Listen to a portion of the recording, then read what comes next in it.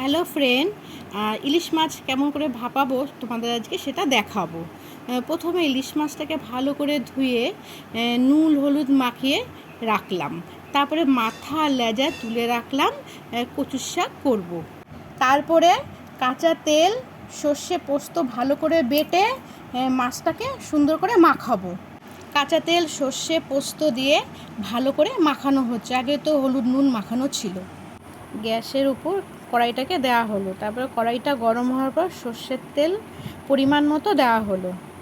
সর্ষের তেলটা গরম হওয়ার পর ফোড়নে দিলাম কালো জিরে আর শুকনো লঙ্কা। এটা একটু গরম হওয়ার পর খুন্তি দিয়ে নেড়ে চেড়ে একটু রাখা হলো। তারপরে তেলের মধ্যে মাছটাকে ঢেলে দিলাম।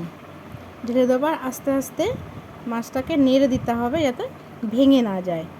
মাছটাকে একটু ফুটতে দেওয়া হলো, একটু ফুটছে, মাছটা একটু সেদ্ধ হবে তো।